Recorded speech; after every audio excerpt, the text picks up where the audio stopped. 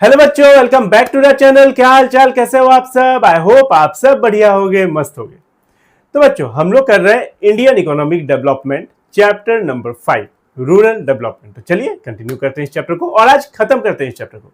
इस चैप्टर से रिलेटेड एक वीडियो ऑलरेडी आ चुकी है, अगर आप लोगों ने नहीं देखी है पहले जाके वो वाला देख लो, उसके बाद ये वाला देखना, फिर आपको अच्छे से समझ में आ जाएगा। ओके, तो चलिए स्टार्ट करते हैं आज का सेशन। एक second.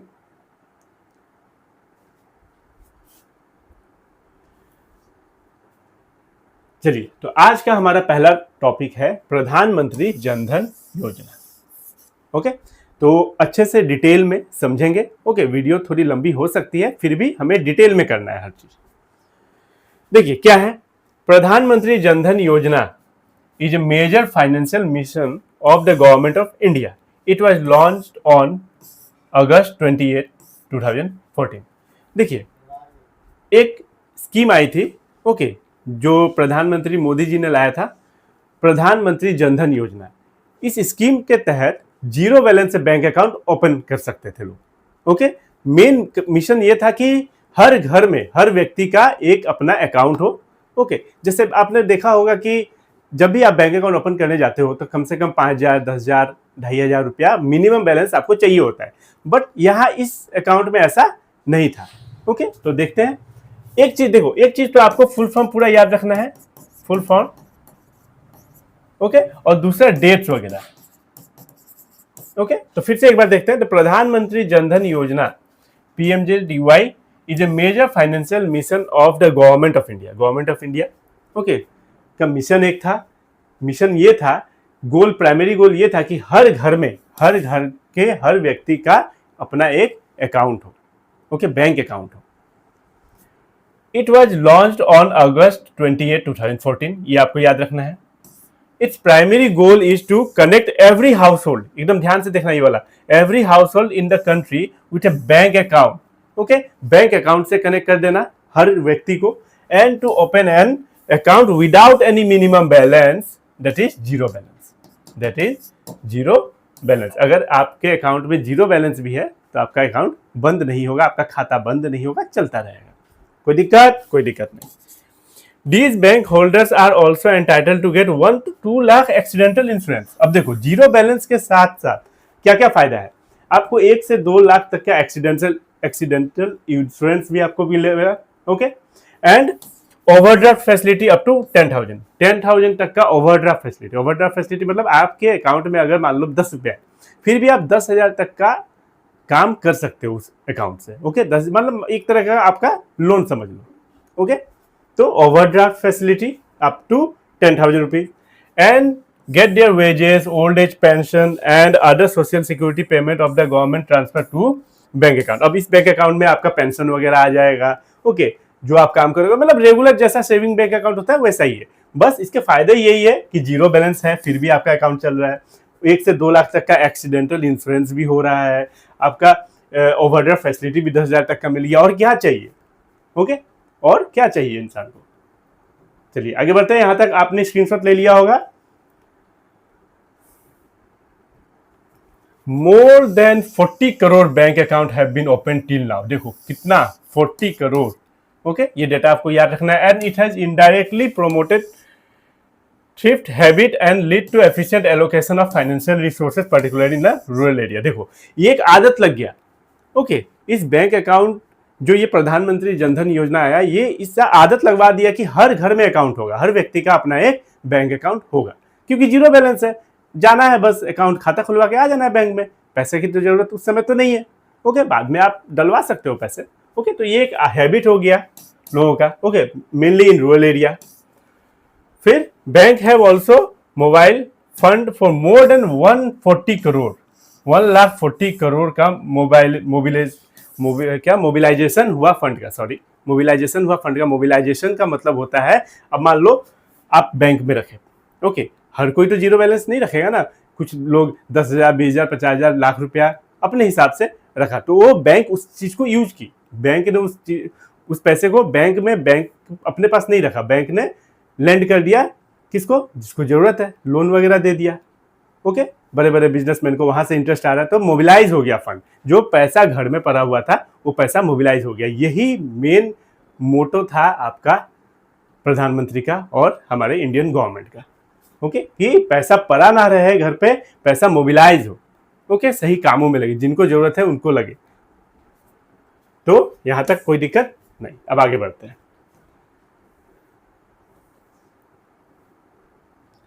Next topic, Tamil Nadu women in agriculture, तनवा, शॉर्ट में इसको बोला जाता है TANWA, तनवा, तमिलनाडु वोमेन इन एग्रीकल्चर। अब देखो ये क्या है, ये एक आपका ये एक प्रोजेक्ट है, ये एक प्रोजेक्ट आया ओके तमिलनाडु में लेट 80s में आया, 90s 80s में, मतलब 90s 81 82 ऐसा में आया होगा। ओके 82 85 के बीच तक आया होगा। ओके, तमिलनाडु में क्यों आया? To train women in the latest agriculture technique and in organic farming. Organic farming मतलब खाद वगैरह से, ओके, बिना केमिकल वाले जो भी आपका जैसे फ्रूट्स वगैरह हो गए, वेजिटेबल्स हो गए, बिना केमिकल के खाद वगैरह से प्रॉपर उसकी ट्रेनिंग देने के लिए, ओके, लेटेस्ट एग्रीकल्चर टेक्निक्स की ट्रेनिंग देने के लिए तमिलनाडु गवर्नमेंट ने एक प्रोजेक्ट चलाया, जो तमिलनाडु के वुमेन, महिला लोगों के लिए ये प्रोजेक्ट था। उनको ट्रेनिंग दिया जाए ताकि वो कुछ अलग तरीके से अपना खेतीबाड़ी कर सके। ओके, ऑर्गेनिक फार्मिंग का भी और कुछ अलग टेक्निक्स वगैरह भी सिखाया जाता था इसमें। कोई दिक्कत? The purpose is to raise employment. इसका पर्पज क्या था? ताकि एम्प्लॉयमेंट बढ़े, okay, and income through higher productivity. अब अच्छा टेक्निक्स आएगी तो प्रोडक्टिविटी ज्यादा बढ़ेगी, प्रोडक्टिविटी बढ़ेगी, उससे इनकम होगा। Okay, women are forming farm women's group which function like HSG, मतलब HSG का मतलब होता है सेल्फ हेल्प ग्रुप। ओके, महिला लोग क्या करती है, जैसे मान लो 20-25-50 महिला लोग मिलके, 50 वुमेन मिलके एक ग्रुप बनाती है। ओके, उसमें अपना फंड इकट्ठा करती रहती है और मान लो किसी को जरूरत पड़ती है तो वहां से फंड वो ले सकती है 1-2% के इंटरेस्ट पे, कम रेट ऑफ इंटरेस्ट पे। ओके, क्योंकि उन्होंने ही एक ग्रुप बनाया है। ओके, अपने हिसाब से कोई 2000-5000 रुपया इन्वेस्ट करते गए। ओके, 50 लोगों ने मिलकर एक ग्रुप बनाया और किसी को जरूरत पड़ा तो वहीं से पूछ के निकाल लिया पैसा, फिर बाद में चुकाना भी है लेकिन ले लिया, काम तो हो गया, काम तो नहीं रुका कोई। ओके, समझ में आ रहा है? तनवा क्या है? एक प्रोजेक्ट है तमिलनाडु के वुमेन के लिए फॉर एग्रीकल्चर डेवलपमेंट के लिए, एग्रीकल्चर टेक्निक के लिए in organic farming. Many other farms women's groups are creating saving India group by functioning like mini bank. हाँ, ये जो सेल्फ हेल्प ग्रुप है ये एक मिनी बैंक की तरह काम करता था। जैसे मान लो बहुत सारे लोग हैं, ओके, बहुत सारे लेडीज है, महिला है, ओके, मान लो 25 है, 25 वुमेन, ओके, इन्होंने एक ग्रुप बनाया। ओके, सब एक गुल्लक में समझ लो पैसा डालते गए, जिनको जरूरत पड़ा वो ले सकते हैं 1-2% के इंटरेस्ट पे। ओके, माइक्रो क्रेडिट सिस्टम समझ लो इसको। With the accumulated saving, they promote small scale household activities like mushroom cultivation। अब देखो, अब ये लेके पैसा, अब मान लो पैसा ले लिया और पैसा लेके जाके मेला घूम के आ गया, ऐसा कुछ नहीं है। ओके, अपने लिए कुछ खरीद लिया, ऐसा नहीं है। वो पैसा लेके प्रोडक्टिविटी मतलब कुछ अच्छे कामों में लगाते थे। जैसे मान लो मशरूम की कल्टीवेशन, घर पे ही मशरूम का खेती हो जाता है। ओके, सोप मैन्युफैक्चर, छोटे छोटे doll making and other income generating activities, bucket वगैरह बना दिए, ओके, जैसे मान लो मैट वगैरह बना दिए, उस पे पैसा लगाते थे। ये नहीं कि पैसा यहाँ से लिया और कुछ मतलब पैसा उड़ा दिया, ऐसा नहीं। ओके, तो कुछ मतलब प्रोडक्टिव यूज होता था इस पैसे का, तो कोई दिक्कत नहीं। तनवा क्या है समझ में आ गया? अब आगे बढ़ते हैं। देखो, ठीक है,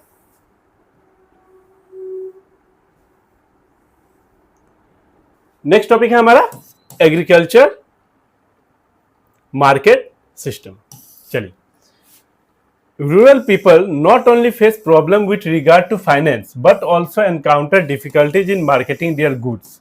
देखो, जो गांव के लोग हैं ना, उनको एक तो प्रॉब्लम है कि खेती कैसे करें, उनके पास उतना सुविधा नहीं है। एक और प्रॉब्लम है कि जैसे मान लो उन्होंने व्हीट का खेती किया, राइस का खेती किया, शुगर केन का खेती किया, जो कोई भी किया, अब इसको कंज्यूमर तक कैसे पहुंचाए बचा के, है कि नहीं? उनके पास गोडाउन होना पड़ेगा, है कि नहीं, रखने की व्यवस्था होनी पड़ेगी, उनको पता होना पड़ेगा कि हाँ इस कितने क्वांटिटी का कितना रेट चल रहा है मार्केट में। लैक ऑफ इंफॉर्मेशन, उनको ये भी नहीं पता होता था ना रखने की जगह। ओके, चूहे कुतर दिए, ओके, अनाज वेस्ट हो गया, बारिश आ गया, ऐसा बहुत दिक्कत था। ओके, तो मतलब खेती मतलब करने से लेके जब तक बीज रोपा जाता है वहां से लेके कंज्यूमर तक पहुंचाने तक का जो प्रोसेस है ना, ये लंबा प्रोसेस है। ओके, मैं अभी आगे पढ़ेंगे आप हम लोग। ओके, तो ये एक प्रॉब्लम था। ओके, तो इसी को बोला जाता है एग्रीकल्चर मार्केट सिस्टम। और उसके बाद आता है मीनिंग ऑफ एग्रीकल्चर मार्केटिंग। अब एग्रीकल्चर मार्केटिंग का मतलब क्या होता है? Okay, agriculture marketing is a process that involve assembling, okay, assemble करना, सब चीज को इकट्ठा करना, स्टोरेज, स्टोर करके रखना। ऐसा थोड़ी ना कि आज आपके पास एक इतना मतलब आज आपके पास 10 टन व्हीट है, आज ही आपका बिक जाएगा। आपको स्टोर करके रखने के लिए जगह होना पड़ेगा। प्रोसेसिंग है। ओके, अब जैसे व्हीट है उसका छिलका उलका हटाना पड़ता है, कूटना उठना पड़ता है, जो भी काम होता है। ओके, ट्रांसपोर्टेशन है, एक जगह से रूरल एरिया से अर्बन एरिया तक लेके जाना। पैकेजिंग है, ग्रेडिंग है कि हाँ जैसे मान लो चावल है, चावल का ग्रेड ए, उसके नीचे grade B, grade C. Grade A का दाम ज्यादा होगा, ग्रेड बी का दाम उससे कम होगा, है कि नहीं, पर केजी।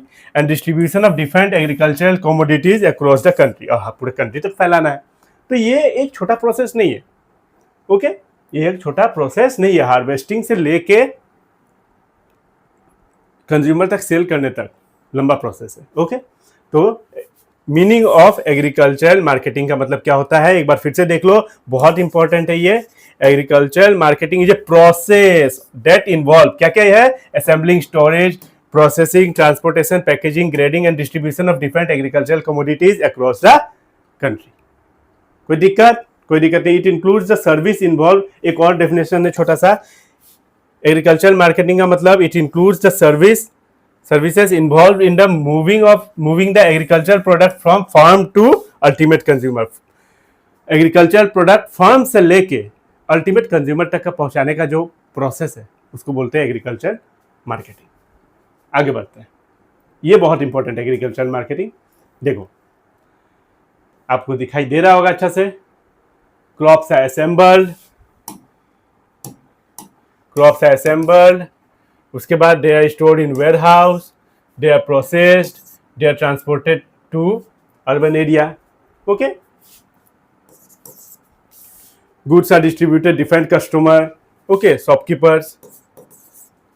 फिर quality is check and they are graded. Quality, अच्छे क्वालिटी को ग्रेड ए में रखा जाता है, उसके नीचे को grade B.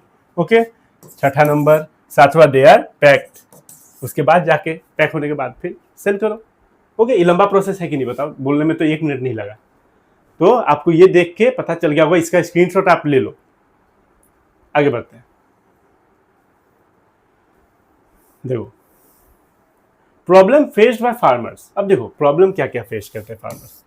Manipulation by big trader, ये एक बहुत बड़ा प्रॉब्लम है। जो बड़े बिजनेसमैन होते हैं ना, जो बड़ी मछली होती है छोटे मछली को खा जाती है। ओके, उसको टिकने नहीं देती, सर्वाइव करने नहीं देती मार्केट में, क्योंकि उनके पास बड़ा कैपिटल है, बड़ा पूंजी है, वो एक ही बार में पूरा बल्क में लेके आएंगे, उनका कॉस्ट कम पड़ेगा। ओके, तो ये एक बहुत बड़ा प्रॉब्लम था।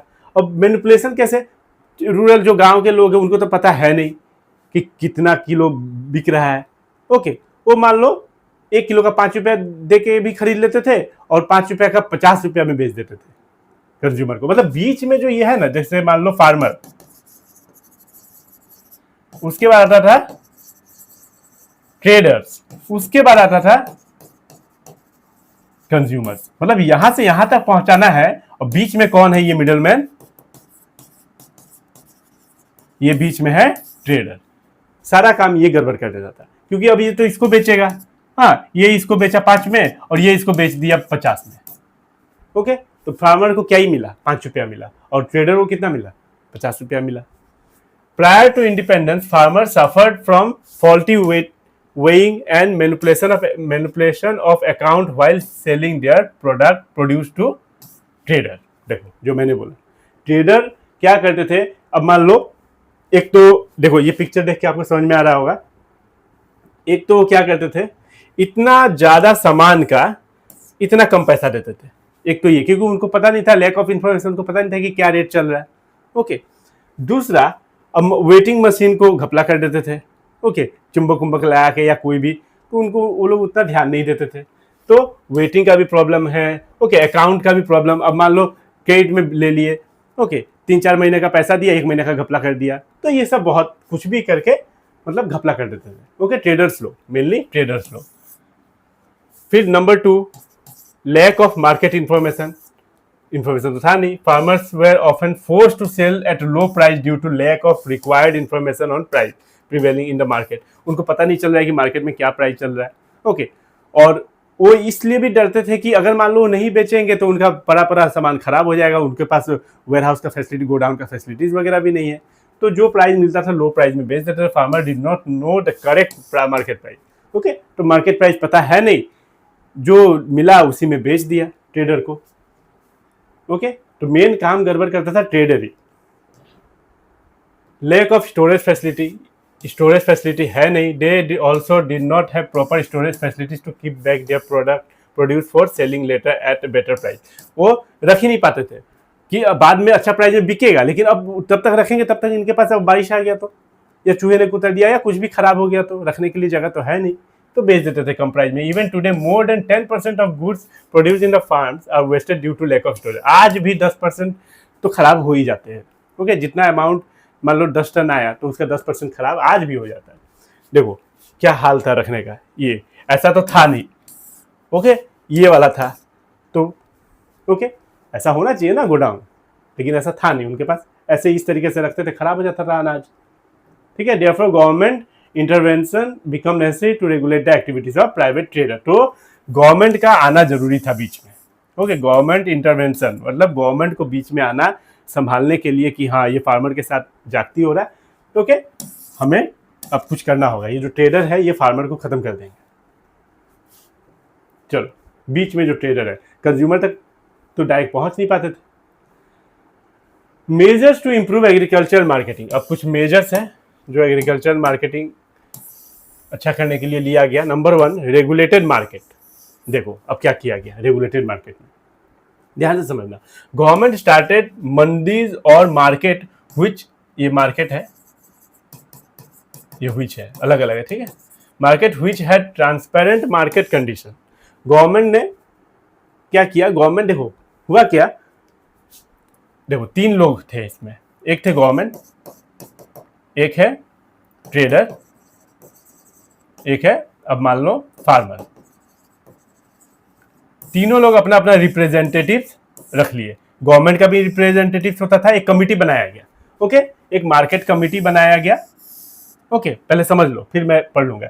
एक मार्केट कमिटी बनाया गया जिसमें गवर्नमेंट के रिप्रेजेंटेटिव, ट्रेडर के रिप्रेजेंटेटिव, फार्मर के रिप्रेजेंटेटिव तीनों रहते थे, देखते थे ताकि कुछ गड़बड़ ना हो। अब गड़बड़ नहीं होनी चाहिए, रिप्रेजेंटेटिव मतलब कुछ इनके लोग रहते थे, इनके लोग रहते थे, इनके लोग रहते थे, ओके, ताकि अब गड़बड़ ना हो। तो गवर्नमेंट स्टार्टेड मंडीज और market which had transparent market condition, पूरा ट्रांसपेरेंट हो गया।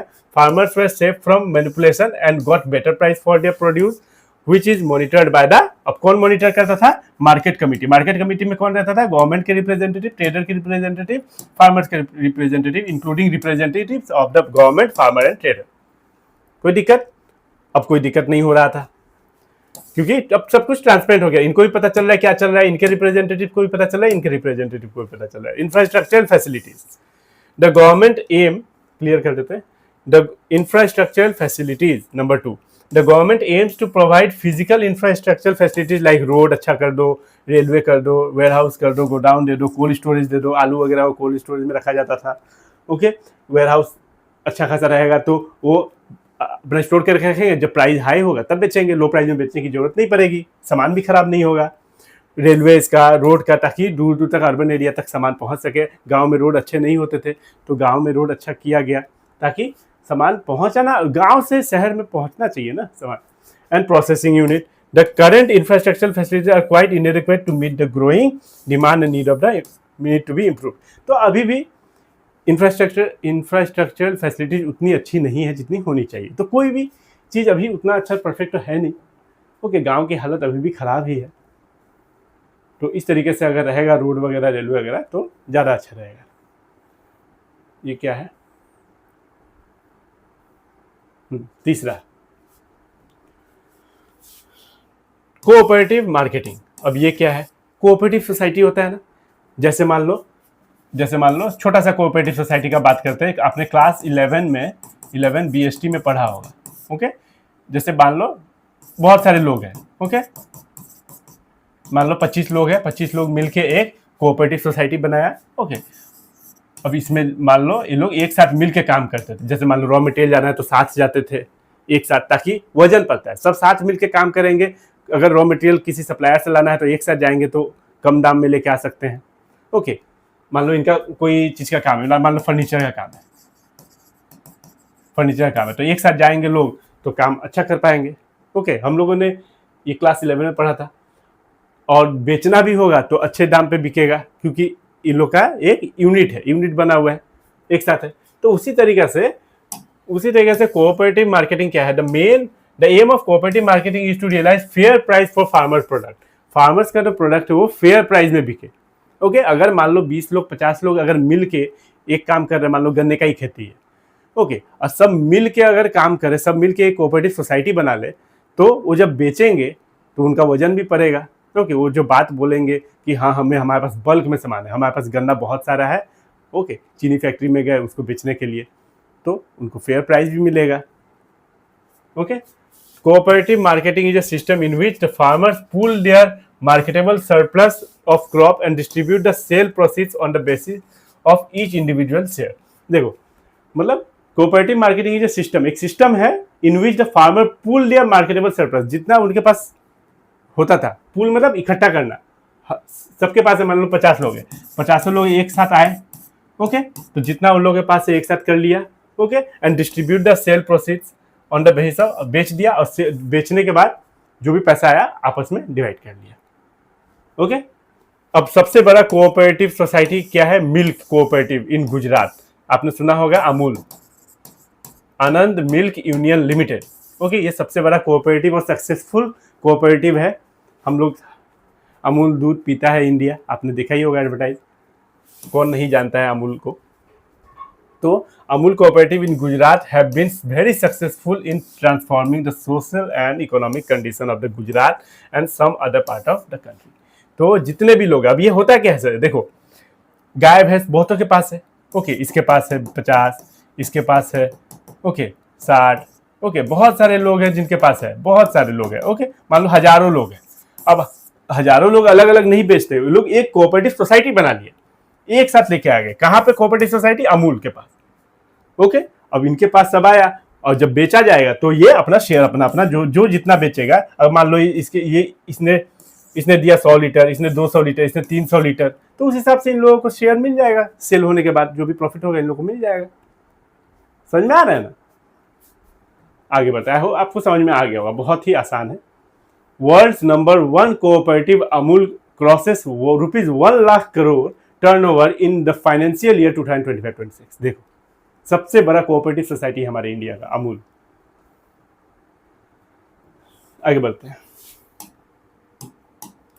Cooperative marketing benefits the farmers in the following way. Benefits मतलब एडवांटेजेस, बेनिफिट्स देखना है हमें, क्या क्या बेनिफिट्स है। अगर एक साथ मिलके यूनिटी से काम होगा तो क्या बेनिफिट्स होगा? इट इम्प्रूव बार्गेनिंग पावर अच्छा होगा। और farmer as they sell their product together although one agency, एक एजेंसी है अमूल, एक एजेंसी बना हुआ है। ओके, तो अपने हिसाब से बात रखा जा सकता है, बार्गेनिंग पावर रहता है उसमें। Cooperative marketing society help farmer in satisfying their immediate cash requirement by providing them credit. बहुत सारे लोग हैं, जैसे मैंने बोला इधर ये बहुत सारे लोग हैं।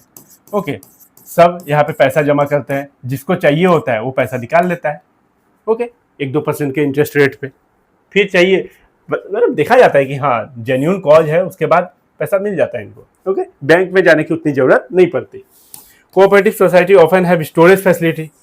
अब स्टोरेज फैसिलिटी, अब 50 लोग मिल के अगर काम कर रहे हैं तो 50 लोग मिल के क्या एक स्टोरेज का व्यवस्था नहीं कर सकते? कर सकते हैं। So farmer are not in hurry to sell their produce and they can wait for the better price. अगर सही दाम नहीं मिल रहा है तो नहीं बेचेंगे, उनके पास गोडाउन है। ओके, बाद में बेचेंगे, जब प्राइस हाई होगा तब बेचेंगे, जब प्राइस मिलेगा तब बेचेंगे अच्छा price. Facility of bulk transportation of agriculture produce of farm is often cheaper and easier. तो बल्क में ट्रांसपोर्टेशन करते थे। बल्क में करने से क्या होता है, कॉस्ट कम लगता है। अब मान लो 1 ट्रक करोगे तो और 10 ट्रक एक साथ करोगे तो फिर उसमें फर्क हो जाता है कि नहीं। तो फैसिलिटी है और bulk transportation of agriculture produce of farm is often cheaper. However, समझ में आ रहा है ना। However cooperative have received setback, drawbacks भी है कोऑपरेटिव सोसाइटी के। 3 ड्रॉबैक्स है, 1 2 3। इनएडिक्वेट कवरेज ऑफ फार्मर्स मेंबर, अभी तक इतने ज्यादा, मतलब अभी तक बहुत सारे ऐसे मेंबर, बहुत सारे ऐसे लोग हैं ओके जो अभी कोऑपरेटिव सोसाइटी के मेंबर नहीं बने हुए हैं ओके। जैसे मान लो अमूल में तो बहुत सारे हैं जो खुद के इंडिविजुअल ही करते हैं, हाँ, उसके मेंबर नहीं है, तो दिक्कत होता होगा। Lack of appropriate link between marketing and processing cooperative. अब मार्केटिंग में जो है ओके, सेलिंग में मान लो ओके, सेलिंग डिपार्टमेंट में, सेल्स डिपार्टमेंट में जो है और प्रोसेसिंग डिपार्टमेंट में जो है, उनका लिंक अप्रोप्रिएट नहीं बैठता होगा, तालमेल ओके, कोऑर्डिनेशन नहीं बैठता होगा। मान लो सेलिंग डिपार्टमेंट बोल रहा है कि इस तरीके से करो, प्रोसेसिंग डिपार्टमेंट कैसा करता है, जैसे मान लो मिल्क का ही है तो वो मिल्क का जो प्रोसेसिंग होता है उस हिसाब से कर रहा है, जिस हिसाब से मार्केटिंग का नहीं बन रहा है, मतलब मार्केटिंग और प्रोसेसिंग का कभी कभी नहीं बनता है, ऐसा बोला गया है ओके। फिर इनएफिशिएंट फाइनेंशियल मैनेजमेंट भी इनएफिशिएंट हो जाता है कभी कभी। अब बड़े बड़े, अब अमूल जैसे कंपनी का नहीं होता होगा फाइनेंशियल इनएफिशिएंट, लेकिन हाँ छोटे मोटे जो कोऑपरेटिव सोसाइटीज है ओके उनको लेके हो जाता होगा। चलो एक और important topic, different policy instrument. In order to protect the farmer, the government has initiated the following policies to overcome different problems. देखो अब तो फार्मर परेशान है ट्रेडर से कि हमको कम पैसे में खरीद लेता है, जाके उधर अच्छे दामों में बेचता है, हमारा जो स्टॉक है हमारा परे ख़राब हो रहा है, हमारे पास गोडाउन नहीं है, हमारा प्रोडक्ट को ये सही दाम में खरीद नहीं रहा है, हमारे पास गोडाउन ना होने के कारण हमें इसको कम प्राइस में बेचना पड़ रहा है कि नहीं, प्रॉब्लम है। तो इसको प्रॉब्लम को सॉल्व किया गया कैसे, number 1 MSP, minimum support price. अब ये क्या है, to safeguard the interest of farmer government fix the minimum support price of agricultural product like wheat, rice, maize, cotton, sugar cane, pulses etcetera. Government ने बोला कि अगर आपका सामान पहले तो आप बेचो, अगर आप नहीं बेच पाओगे मैं खरीद लूंगा, पहले ही मैं दाम लगाता हूं, मैं मान लो कोई चीज का 40 रुपये किलो खरीद लूंगा पर केजी ओके, आपका रेट बढ़े कमे ओके, मैं 40 रुपये पर केजी खरीद लूंगा, मान लो शुगर ओके, व्हीट ही मान लो ओके। तो गवर्नमेंट ने ये आश्वासन दिया, गवर्नमेंट ने ये प्रॉमिस किया कि आप पहले बेचो मार्केट में, आपसे बिक जाता है तो ठीक है, जो बचेगा मैं अभी प्राइस बता देता हूँ, इतना प्राइस में मैं खरीद लूंगा, आप निश्चिंत रहो। तो farmer are granted a minimum amount for their produce and hence they do not need to sell their produce at a loss। आपको लॉस में बेचने की जरूरत नहीं है। तो ये हो गया MSP। चलो गवर्नमेंट ने एक अच्छा काम किया। दूसरा, अब गवर्नमेंट जब ये कर दी MSP, तो maintenance of buffer stock, the food corporation of India, ये तो आपने सुना होगा FCI, purchase wheat and rice, ज्यादातर व्हीट और राइस परचेज कर रहा है okay, at the procurement price and maintain buffer stock. जो भी प्राइस में खरीद लिया ओके, MSP में जो बच गया गवर्नमेंट ने खरीद लिया और उसको स्टॉक मेंटेन करके रखा okay. Buffer stock is created in the year of surplus production and is used during shortage. जब शॉर्टेज होगा तब बेचा जाएगा। उनके पास गवर्नमेंट FCI के पास बहुत बड़े बड़े गोडाउन है हर जगह ओके, तो वो अपना रख सकते हैं। जो MSP जो गवर्नमेंट ने खरीदा था फार्मर से, वो अब यहाँ आ गया स्टॉक, बफर स्टॉक बन के, अब स्टॉक की कोई कमी नहीं है। चलो ये भी गवर्नमेंट ने अच्छा काम किया, अब जो भी अनाज है वो खराब नहीं होंगे। अब है PDF। अब ये जो बफर स्टॉक है अब उनका क्या करते हैं, देखो आपने सुना होगा ration card okay, ration card से लोग जाते हैं, वहाँ आपका चीनी मिलता है, चावल मिलता है ओके, केरोसिन वगैरह पहले मिलता था, अब केरोसिन नहीं मिलता होगा, तो चीनी चावल ये सब मिलता है basically.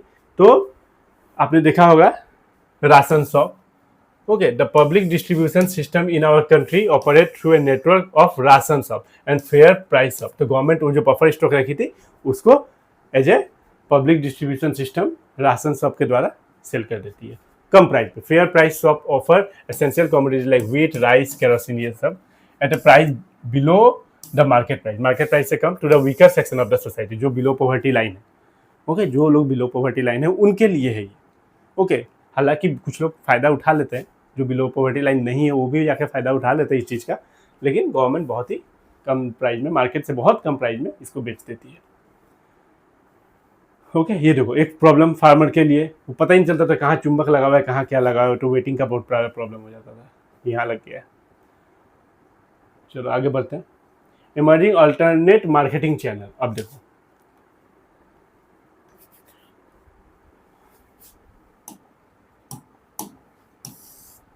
Origin of farmers market. अब देखो एक तो पहले क्या था, फार्मर्स, फिर ट्रेडर, फिर आता था कंज्यूमर। फार्मर ट्रेडर को बेचते थे अपना जो भी आपका अनाज है, उसके बाद ट्रेडर कंज्यूमर को। फार्मर बेचा इसको 5 रुपये में, ये बेच दिया इसको 50 रुपये में। बताओ फार्मर को क्या मिला, फार्मर ने क्या किया, इसको हटा ही दिया। फार्मर अब डायरेक्ट कंज्यूमर को बेचते हैं। ओके, अपना अपना मंडी में।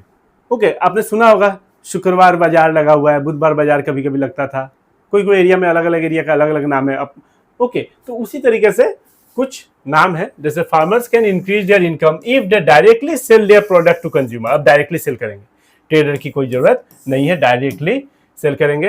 As a result the concept of farmers mandi एक तैयार हुआ, एक कॉन्सेप्ट तैयार हुआ, farmers mandi, farmers market was started to give boost to the small farmers by providing them direct access to the consumer and eliminating the middleman। ये middleman को eliminate कर दिया गया, direct access किसके पास, farmers सीधा consumer को बेच सकते थे। For example of this channel, अपनी मंडी, ओके, इन पंजाब, हरियाणा, राजस्थान। ओके, ये सब याद रख लेना आप। फिर हदसपर मंडी पुणे में नाम था, मतलब अलग अलग जगह पे काम एक ही है, काम ऐसा ही है। ओके, बस नाम अलग अलग है। ओके, अलग अलग स्टेट में अलग अलग नाम है, उजावर संडीज। ओके, तो अलग अलग, रायथू बाजार आंध्र प्रदेश और तेलंगाना में। Apna Mandi is an initiative to encourage farmer to directly market their produce without being exploited by the middleman. तो और ट्रेडर, तो ट्रेडर या मिडलमैन जो भी बोल लो आप, वो एक्सप्लॉइट बहुत ज़्यादा शोषण करते थे, अब नहीं कर पा रहे हैं। अब अपना जो फार्मर्स है वो डायरेक्टली कंज्यूमर को बेच सकते हैं। ओके, अब देखो एक चीज क्या आया, अलायंस विथ नेशनल। एक तो ये अच्छा काम हो गया, डायरेक्ट बेच रहे हैं अब फार्मर्स सीधा कंज्यूमर को। दूसरा अच्छा काम हो गया, alliance with national and multinational companies. अब जो फार्मर्स है वो टाइप कर लिया, फार्मर्स ने टाइप किया या फिर कंपनी ने टाइप किया, एक ही बात है। ओके, कि आप एक काम करो, हमें अच्छे अच्छे क्वालिटी के शुगर कैन दे दो, आलू दे दो, मक्का दे दो, अच्छे अच्छे क्वालिटी के, जैसे मान लो डोमिनोज ने, पिज्जा हट ने, जियो मार्ट ने, ओके, मैकडोनल्ड ने। ओके, इन लोगों ने टाइप कर लिया सीधा फार्मर से। किससे, फार्मर से, कि आप हमें अच्छे अच्छे क्वालिटी के आलू, मेज, ओके, दे दो। ओके, हम आपको जो पैसा चाहिए आपको हम दे देंगे। तो ये एक अच्छा चीज हो गया। Several national and multinational fast food chain are increasingly entered into the contract alliance with farmer. तो फार्मर्स के साथ कॉन्ट्रैक्ट बना लिया इन लोगों ने। ओके, और भी बहुत सारे होंगे। ओके, ये 2-4 नाम मैंने लिखा है, और ये डायरेक्ट फार्मर से टाइप करके जो भी अच्छे अच्छे प्रोडक्ट है वो ले लेते थे।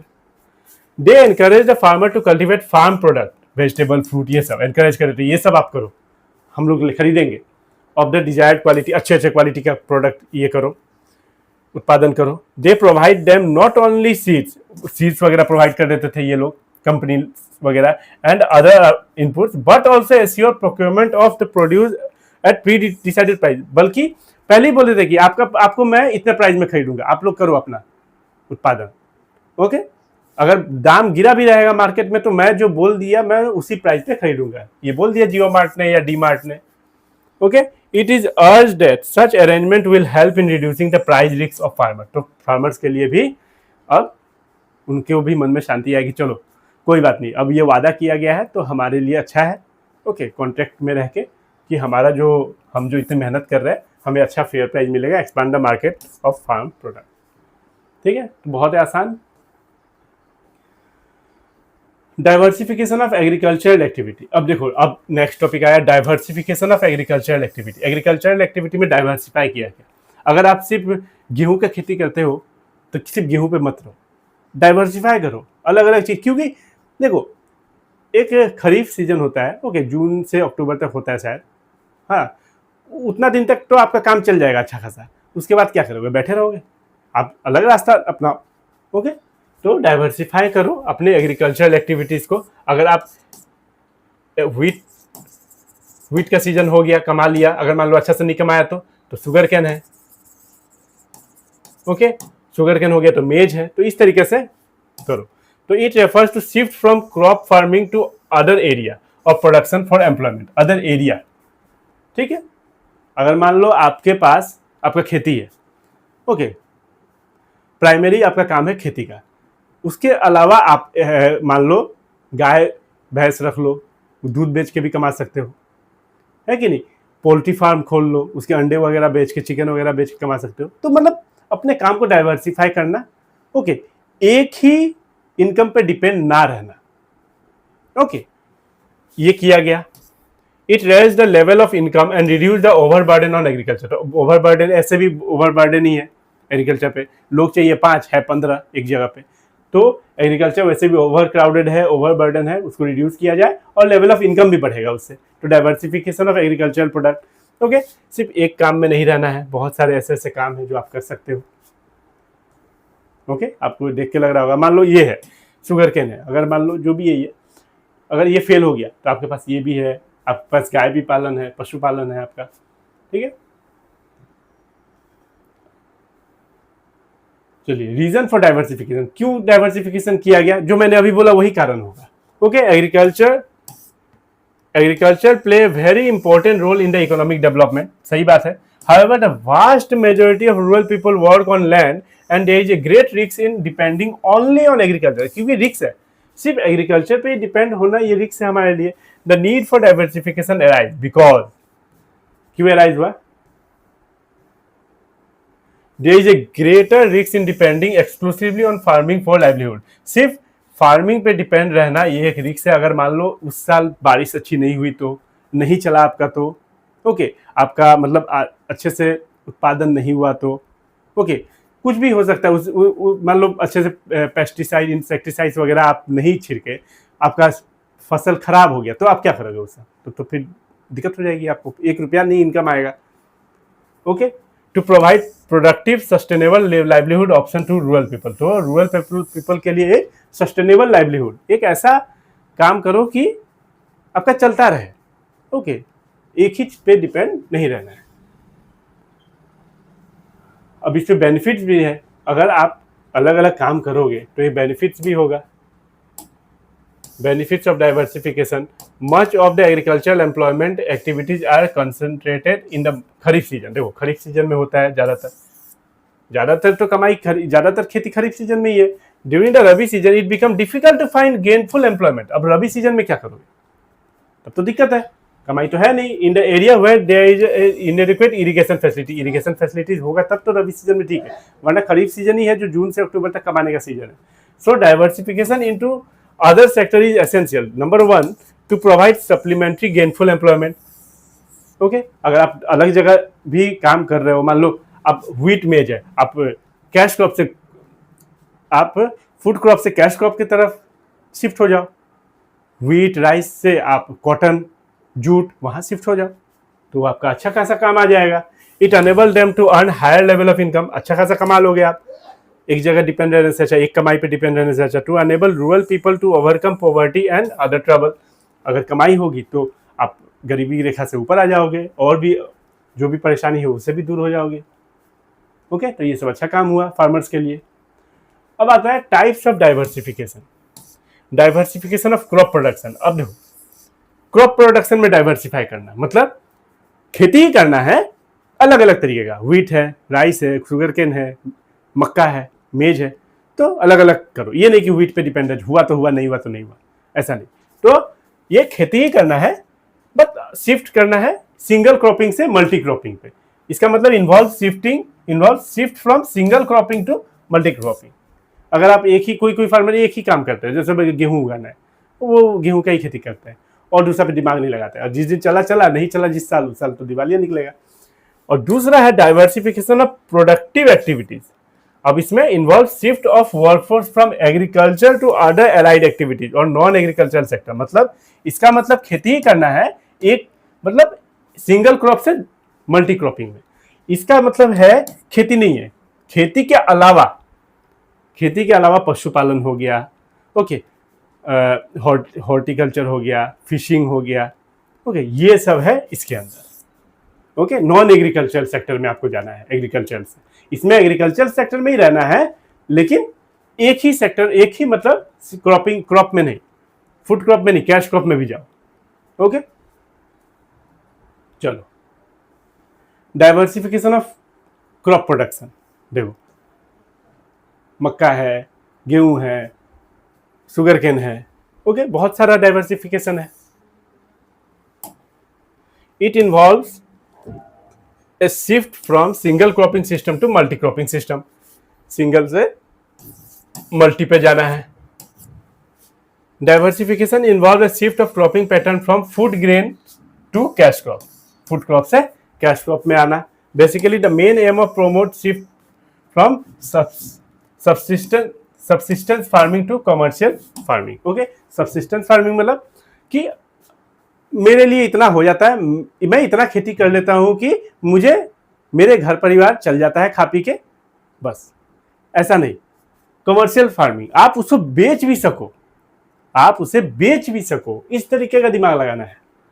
Okay, food crop, cash crop, तो दिमाग लगाएंगे तो अच्छा होगा। Food grain are the grains grown for human consumption, for example rice, wheat, maize, pulses, etc. Two cash crops are grown for direct sale in the market rather than for family consumption or to feed livestock. तो सिर्फ family consumption के लिए नहीं, ऐसा किया जाए कि आप अपना भी पेट पालन कर सको, पेट भर सको और बेच भी सको, कमा भी सको। For example cotton, jute, coffee, sugar cane etcetera.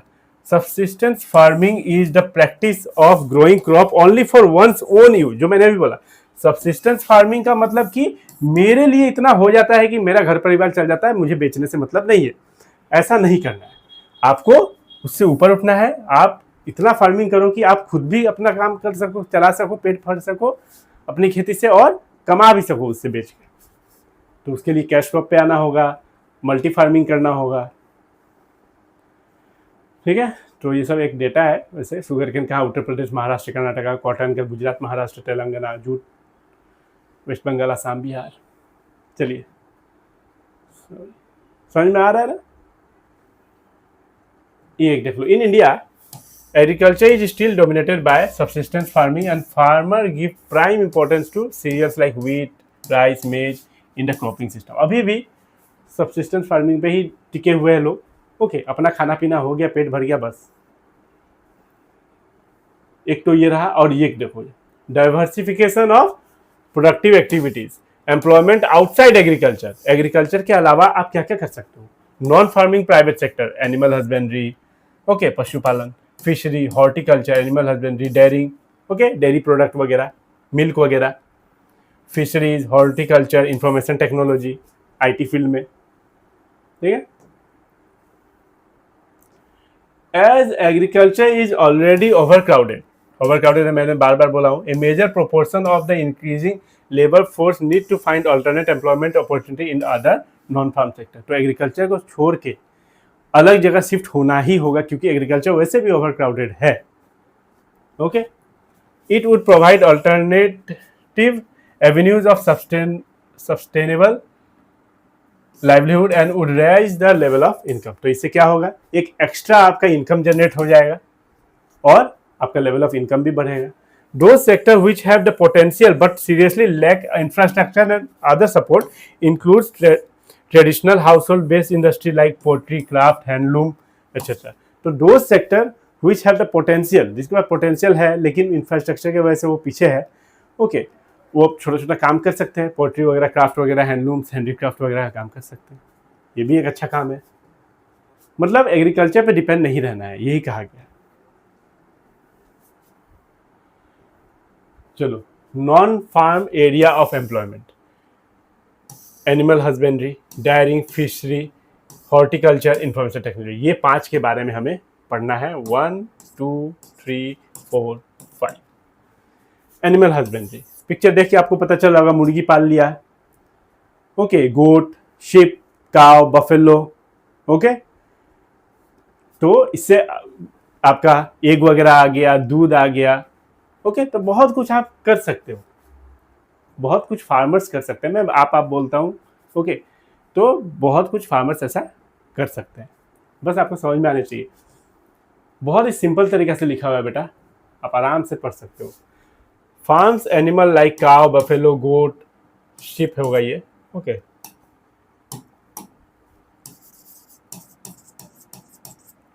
Duck, chicken, pigs, okay. ये सब आप कर सकते हो एनिमल हस्बेंड्री में, okay. Animal husbandry or livestock farming is that branch of agriculture which is concerned with breeding, rearing and caring of farm animals. Okay. Livestock is defined as domesticated animal arise generally in the agricultural setup to produce labor and commodities such as cattle, goat. ये भी सही है. Under livestock farming, cattle, goat and fowls, ducks, goose वगैरह, okay, etc. इनको भी बेच के आप पैसे कमा सकते हो, इनके इसके अंडे को बेच के पैसे कमा सकते हो, ये सब गोट के मीट को बेच के पैसे कमा सकते हो। ये तो बहुत अलग अलग आइडिया है। Are the widely held species, India own one of the largest livestock population in the world. हाँ, इंडिया में सबसे बड़ा लाइवस्टॉक पॉपुलेशन है वर्ल्ड में, ओके। लाइवस्टॉक पॉपुलेशन कहाँ पे? इंडिया में है। Livestock production provide increase stability in income, एक स्टेबिलिटी है इनकम में, ओके। आप देख सकते हो ना, आप ये जो लिखा हुआ है इतना सिंपल तरीके से लिखा हुआ है बेटा, ओके। आप ये देखो ना, आप क्या क्या कर सकते हो। यहाँ पे आप देख सकते हो, गाय का दूध बेच सकते हो, गोट का भी दूध बेच सकते हो, मीट बेच सकते हो, शिप है, पोल्ट्री फार्म आप खोल सकते हो, फिश फार्मिंग, बहुत कुछ है। A significant number of women also find employment in the livestock sector, बहुत सारे महिलाएं इसमें एम्प्लॉयमेंट ढूंढ लेती है, ओके। वो ये काम कर सकती है, स्टेबल इनकम है। Poultry has the largest share of total livestock India, देखो सबसे बड़ा क्या है? पोल्ट्री फार्म, चिकन वगैरह। The silver revolution refers to the period between 1969 to 78, एक रिवॉल्यूशन आया था, सिल्वर रिवॉल्यूशन। बहुत सारे revolution, golden revolution, silver revolution, white revolution, okay. तो सिल्वर रिवॉल्यूशन क्या चीज के लिए आया था? In India when eggs and poultry production increase by the government, जहां पे किस पे मेजर ध्यान दिया गया? पोल्ट्री फार्मिंग और एग्स पे, okay. Goal boost eggs and poultry farming, ये मेन गोल था कि एग का प्रोडक्शन ज्यादा हो, पोल्ट्री फार्मिंग का प्रोडक्शन ज्यादा हो, ओके, चिकन वगैरह का। ये कब टाइम पीरियड क्या था? 1969 से 78 तक, okay, prime minister Indira Gandhi के टाइम पे। ये तो छोटे छोटे डेटा है जो आपको देखने हैं। देखो, silver revolution, father of silver revolution is Indira Gandhi. It starts for the greater eggs and poultry production. कोई दिक्कत? कोई दिक्कत नहीं। एक सेकंड में आ गया पानी पी के, okay.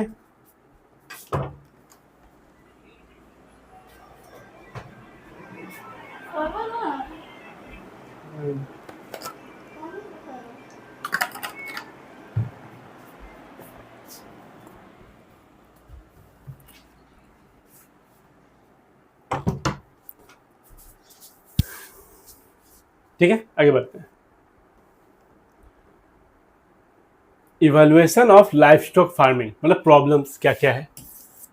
In terms of numbers our livestock population is quite impressive. However, livestock population तो बहुत अच्छा खासा चल रहा है इंडिया में, क्योंकि हमारे जो रूरल एरिया में है लोग एनिमल हस्बेंड्री में, फिशिंग में, इस सब में लोग अच्छे खासे पैमाने पे है, okay. However its productivity is quite low as compare to other country. हाँ, प्रोडक्टिविटी लो है थोड़ा as compare to other country. अब जैसा बुक में लिखा हुआ है, there is a need for improve technology. हाँ, टेक्नोलॉजी वगैरह के कारण प्रोडक्टिविटी कम है, ये हो सकता है, ओके। आप देख सकते होगे, there is a need for improvement technology and promotion of good breeds of animal. हाँ, अच्छे ब्रीड्स के एनिमल चाहिए टू इनहेंस प्रोडक्टिविटी, ओके। तो ये दो आप पॉइंट लिख सकते हो, कुछ भी छोड़ना नहीं है हमें, ओके। तीसरा भी है इम्प्रूव वेटनरी केयर। हाँ, देखो कुछ कारण से आप देखते होगे, सुनते होगे कि एक साथ, मतलब सुनते होगे ना, चिकन बंद, ओके, चिकन में बीमारी निकल आई है। क्यों होता है ऐसा? कि प्रॉपर वेटनरी, ओके, जो उनको केयर दिया जा सके वो नहीं दे पाते हैं लोग। ओके, अच्छे से केयर नहीं कर पाते हैं, बहुत सारे एक ही साथ लाखों लाखों तादाद में मरने लगते हैं चिकन, रोक लग जाता है कि इंडिया में कोई चिकन नहीं खाएगा। ओके, ऐसा सुनते होंगे आप कि बीमारी निकली है चिकन में। तो ये सब बाहर के कंट्री में उतना नहीं होता है, क्योंकि वहाँ का जो ब्रीड है, वहाँ का जो टेक्नोलॉजी है, उस हिसाब से थोड़ा स्टैंडर्ड है। हमारे यहाँ पे लो टेक्नोलॉजी भी यूज होता है। आप देखते हो कितने दिखने में जो पोल्ट्री फार्म है वहाँ आप अगर कभी गए हुए होगे तो देखते हो कि बहुत ही गंदा स्मेल आता है। Improved veterinary care and credit facility to small and marginal farmer and landless laborers would enhance sustainable livelihood optional through livestock production। तो आपको ये देखना है, क्रेडिट फैसिलिटीज़ भी देनी है गवर्नमेंट को। जो छोटे छोटे फार्मर्स हैं उनके लिए तो चाहिए ना, उनके पास इतना पैसा नहीं होता। एक बार में अगर मान लो किसी का पोल्ट्री फार्म है, छोटे व्यापारी है, ओके, अगर सब ही मर गया तो फिर दोबारा स्टार्ट भी नहीं कर पाएंगे। चलो, ये सब छोटे छोटे बच्चों का टॉपिक्स है, एकदम आपको समझ में आ रहा होगा। डेयरिंग, अब डेयरी प्रोडक्ट, गाय दूध, अमूल एकदम मेन आपका अच्छा एग्जाम्पल है। ओके, फॉर एग्जाम्पल अमूल, आपको अमूल से समझ में आ गया होगा। ओके, डेयरी प्रोडक्ट के बारे में, dairy farming in India, dairy farming in India. तो ये व्हाइट रिवॉल्यूशन से कनेक्टेड है। देखो, dairying is that branch of agriculture which involve breeding, raising and utilization of dairy animals for the production of milk, okay, and various dairy product proceeds from cow, buffalo, sheep, goat। कहाँ से आता है? cow, buffalo, sheep, goat, mainly ये चार है। Dairying is the business of producing, storing and distribution of milk and its product। Milk भी, अब मान लो sheep का मिल्क, buffalo का मिल्क, काव का मिल्क, sheep का ऊल भी हो जाता होगा, गोट का मीट भी खा जाते होंगे लोग, तो उस तरीके से हो गया। The performance of the Indian dairy sector over the last 3 decades has quite impressive। तो डेयरी सेक्टर में लास्ट 3 decades मतलब 30 साल से अच्छा खासा इम्प्रेसिव है, उनका परफॉर्मेंस बहुत अच्छा खासा है। ओके, द व्हाइट रिवॉल्यूशन एक आया था, also known as operation flood, was a massive dairy development program launched in 1970 by the National Dairy Development Board। Okay, white revolution आया था, ऑपरेशन फ्लड बोला जाता है इसको। ये कब आया था? डेवलप प्रोग्राम लॉन्च इन 1970 को by the national dairy development board ने इसको किया था। It transformed India from A milk deficient nation into a world largest milk producer. मतलब मिल्क डेफिसिट, मिल्क की कमी थी इससे पहले, लेकिन आज हमारा देश पूरे वर्ल्ड में ओके सबसे बड़ा उत्पादन है मिल्क का। Okay, world largest milk producer है, और ये सब अमूल कोऑपरेटिव सोसाइटी की वजह से है। The movement was lead by, कौन लीड किए थे इसके मूवमेंट को? Verghese Kurien, who is known as the father of white revolution. ये पूछा जा सकता है, who is known as the father of white revolution? Doctor Verghese Kurien. Okay, चलिए, तो इतना ही आप याद रखिएगा। व्हाइट रिवॉल्यूशन को ऑपरेशन फ्लड भी बोला गया है। बहुत इंपॉर्टेंट है ये, बहुत इंपॉर्टेंट है। आगे बढ़ते हैं। देखो, वर्गेसी कुरियन का फोटो लगा हुआ है, father of white revolution in India, history of white revolution. देखो, Gujarat state is held as a success story in the efficient implementation of milk cooperative which has been followed by many states। Amul का ही बात हो रही है। Okay, Gujarat, Madhya Pradesh, Uttar Pradesh, Andhra Pradesh, Maharashtra, Punjab and Rajasthan as a major milk producing state. पहले तो गुजरात ही आता है। Meat, egg, wool and other by product are also emerging an important productive sector for diversification. तो इसके अलावा आपका मीट भी है, एग भी है, वूल भी है। जैसे मैंने बोला, शिप से वूल आ गया, ओके, चिकन से एग आ गया, गोट से मीट आ गया। ओके, नेक्स्ट टॉपिक आता है हमारा फिशरीज। अब फिशरीज का मतलब मच्छी पालन, मच्छी पकड़ना, उसको बेचना और अपनी जिंदगी को चलाना, अपने लाइवलीहुड को चलाना। तो आप देख ही रहे होंगे, ये सब बेसिक चीजें हैं। ओके, तो इसको भी देख लेते हैं, इसका कोई एक definition. Fisheries refers to the occupation devoted to the catching, processing and selling of fish and other aquatic animal. Okay, occupation क्या है? मच्छी पकड़ना, प्रोसेसिंग करना, उसका मतलब कुछ साफ वाफ किया जाता होगा, कभी है कि नहीं, धो के नमक में रखना, बर्फ में रखना, ये कुछ प्रोसेसिंग होते होंगे। ओके, सेलिंग ऑफ फिश, फिर उसके बाद बेच के अपनी जिंदगी चलाना, और उसमें एक्वेटिक एनिमल्स भी आते हैं, मतलब आप मान लो सी फूड्स वगैरह।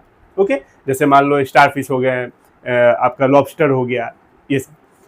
Fisheries sector play an important role in the socio economic development of the country. ये एक बहुत बड़ा आपका बहुत बड़ा इकोनॉमिक रोल प्ले करता है, क्योंकि इसमें लोग बहुत इन्वॉल्व है। ओके, एम्प्लॉयमेंट अच्छा खासा जनरेट करता है, और यहाँ पे खास बात ये है कि जो लेडीज लोग हैं, जो महिलाएं लोग हैं, वो भी इन्वॉल्व है।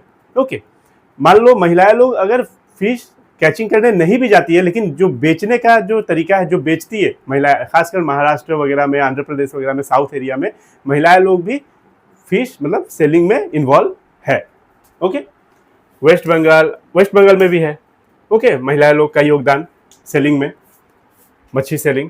Andhra Pradesh, Kerala, Gujarat, Maharashtra, Tamil Nadu are the major fish producing state. ठीक है, कोई दिक्कत नहीं।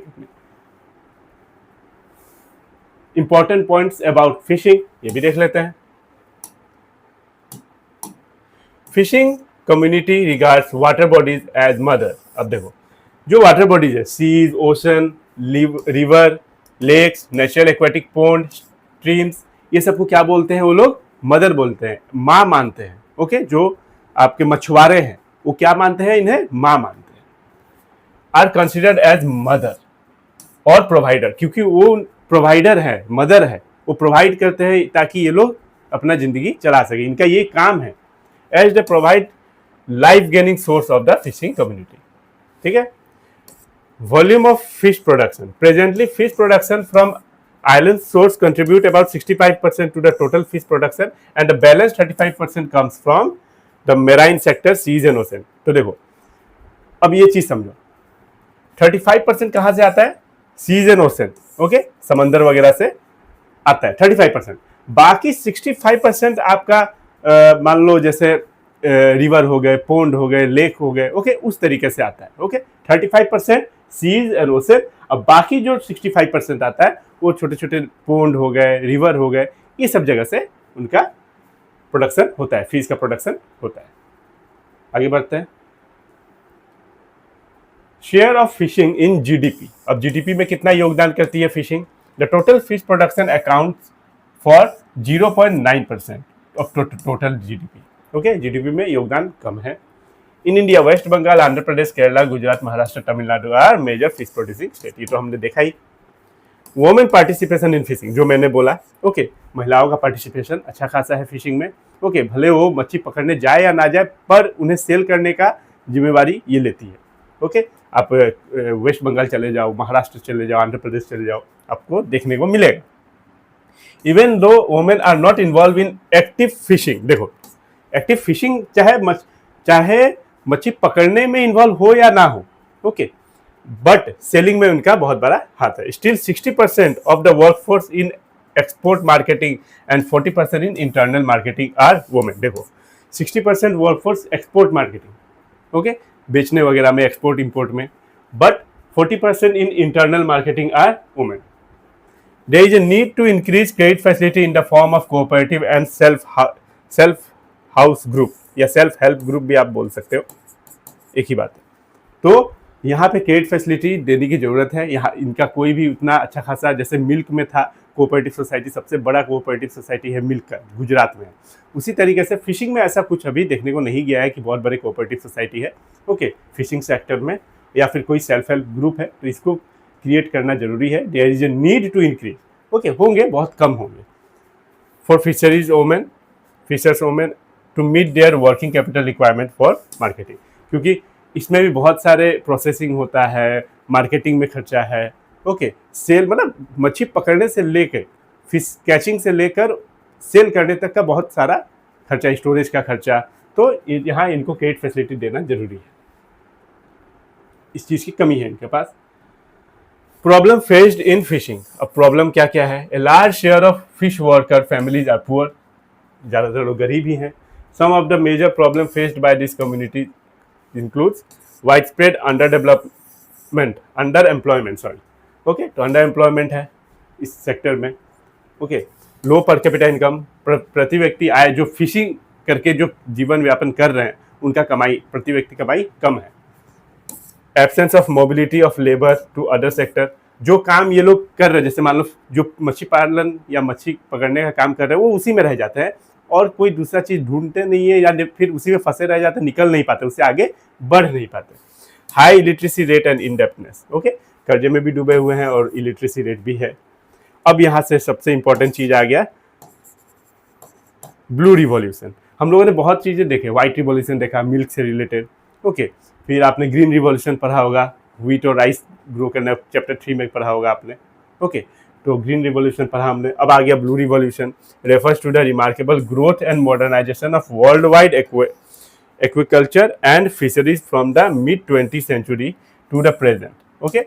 तो मिड 20th सेंचुरी से, ओके, ब्लू रिवॉल्यूशन लाया गया मिड 20th सेंचुरी में, ताकि हमारा जो ये फिशरी का जो धंधा है ये इंक्रीज हो सके और अच्छा खासा टेक्नोलॉजी आए, उनका प्रोसेसिंग का टेक्नोलॉजी आए और इससे अच्छा खासा इंक्रीज किया जा सके world wide, okay. In India it is known as the Neel Kranti mission. India में क्या बोला जाता है इसको? नील Kranti mission, initiated during the 7th 5-year plan. ये सब आपको याद रखना जरूरी है क्योंकि 1 मार्क्स के लिए पूछा जा सकता है या फिर CUET में भी पूछा जा सकता है।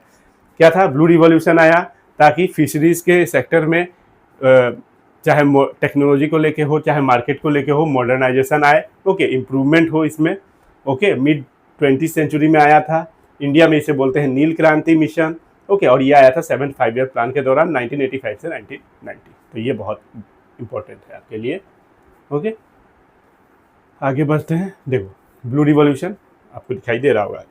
अब कुछ प्रॉब्लम्स हैं, ओके, इवोल्यूशंस देख लो, प्रॉब्लम्स देख लो। Problem like over fishing and population need to be regulated and control. Over fishing हो जाती है कभी कभी, ओके, जितने लोगों को चाहिए नहीं उतना तो अक्सर वेस्ट ही हो जाता है। लो पर कैपिटा अर्निंग, ये तो देख ही रहे, जो भी फिशिंग में इन्वॉल्व है, जो भी महिलाएं हैं या जो भी फैमिली है, पर कैपिटा इनकम कम है उनका, per capita earning. High literacy rate and इनडेप्टनेस, ये भी हम लोगों ने देखा। Wide spread under employment, okay, बेरोजगारी भी बहुत ज़्यादा है। Next topic horticulture. देखो देख के पता चल रहा होगा हॉर्टिकल्चर में क्या क्या आता है। इस तरीके से किया जाता है, मतलब मान लो फ्रूट्स वगैरह हो गए, मेडिसिनल प्लांट्स हो गए, फ्लावर्स हो गए, ये सब किस में आता है? हॉर्टिकल्चर में आता है, ओके। आगे बढ़ते हैं, क्या क्या आते हैं इसमें देख लो कि फ्रूट्स हो गए, हर्ब्स, वेजिटेबल्स, मेडिसिनल प्लांट्स, ये सब कहाँ आता है? हॉर्टिकल्चर में आता है। Horticulture refers to the science on art of cultivating fruits, okay, एक नया तरीका फ्रूट्स को कल्टिवेशन करने का। वेजिटेबल्स, ट्यूबर क्रॉप्स, फ्लावर्स हो गए, मेडिसिनल प्लांट्स हो गए, एरोमेटिक प्लांट्स हो गए जो डेकोरेशन वगैरह काम आते हैं शादियों में, स्पाइसेस हो गए, प्लांटेशन क्रॉप्स हो गए, ओके। बहुत ही आसान है हॉर्टिकल्चर, आपको ये देख के समझ में आ रहा होगा, ओके। इस तरीका से ये कोई मतलब गन्ने का खेती या फिर राइस क्या बोलते हैं गेहूं का खेती या धान का खेती की जैसे नहीं है, ओके। आप देख के पता समझ में आ रहा होगा आपको, ये एक सिस्टमेटिक तरीके से होता है।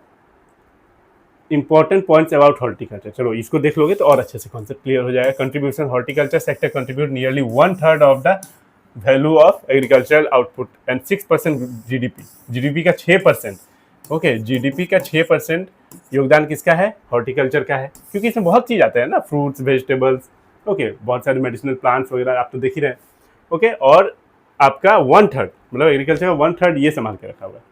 Share in the world population, India has emerged as a world leader in producing a variety of fruits like mangoes, banana, coconut, kaju nuts and number of spices. तो ये सब वर्ल्ड में नंबर 1 हमारा देश है, इंडिया है, जो इस चीज़ों का उत्पादन करता है। Presently India is the second largest producer, चलो सेकेंड लार्जेस्ट पता चल गया, और both fruits and vegetable in the world, world में सेकेंड लार्जेस्ट है, ठीक है। Improvement in economic condition, horticulture has improve economic condition of many farmers, सही बात है, मतलब इसमें लोग ज़्यादा चाहिए होते हैं, ओके, काम करने के लिए, and has become means of improving livelihood of many unprivileged classes too. तो जिनके पास काम नहीं है, ओके, वो इस पर काम करके अपना जीवन यापन कर सकते हैं। Great scope for women employment, ये महिलाएं भी अच्छे खासे कर सकती है। फ्लावर हार्वेस्टिंग हो गया, नर्सरी मेंटेनेंस, आपने सुना होगा नर्सरी, वो क्लास वाला नर्सरी नहीं है सॉरी, क्लास वाला नर्सरी नहीं है, नर्सरी जैसे फूल बगीचा का जो होता है ना, उसी को बोलते हैं, okay. Medicinal plants, flowers, hybrid seed production, tissue culture, okay, propagation of fruits and flowers and food processing are highly remunerative employment option for women in rural area। तो गांव में ओके वुमेन के लिए बहुत अच्छा ये एक जरिया है कमाने का हॉर्टिकल्चर। ओके अब देखो और एक रिवॉल्यूशन आ गया, आपको याद रखना है, हम लोगों ने बहुत पढ़े है नहीं, ग्रीन रिवॉल्यूशन, फिर white revolution, green revolution wheat और क्या था, व्हीट और राइस के लिए था शायद, व्हाइट रिवॉल्यूशन मिल्क का था, फिर आपका आया अभी इसके पहले ब्लू रिवॉल्यूशन फिश के लिए। ओके गोल्डन रिवॉल्यूशन आ गया आपका हॉर्टिकल्चर एंड आपका ये आ जाएगा आपका हनी के लिए। ओके तो the golden revolution in India refers to period between 1991 and 2003 के बीच में focused on the rapid growth on horticulture. इस पर ध्यान देने के लिए एक रिवॉल्यूशन लाया गया, fruits vegetable flowers and spices and honey production. Okay honey production. Nirpakh Tutej is considered to be the father of golden revolution, ये भी आ सकता है। ओके ये भी इंपॉर्टेंट है, आपको नाम याद रख लेने हैं, फादर ऑफ गोल्डन रिवॉल्यूशन किनको कहा जाता है। देखो हनी के लिए भी आया था, बाकी हॉर्टिकल्चर से रिलेटेड जो भी चीज़ है। अब आ गया हमारा आईटी टेक्नोलॉजी, इंफॉर्मेशन टेक्नोलॉजी, जो आप मुझसे बेहतर जान रहे हो, आजकल एआई का ज़माना है। ओके एक क्लिक में सारा काम हो जा रहा है। यहाँ से अगर आपको कोई इन्फॉर्मेशन यूएसए भी पहुँचानी है या रशिया पहुँचाना है या चाइना पहुँचाना है, एक क्लिक में चला जाता है। तो इंफॉर्मेशन टेक्नोलॉजी के बारे में क्या ही बोलूँ, फिर पढ़ लेते हैं।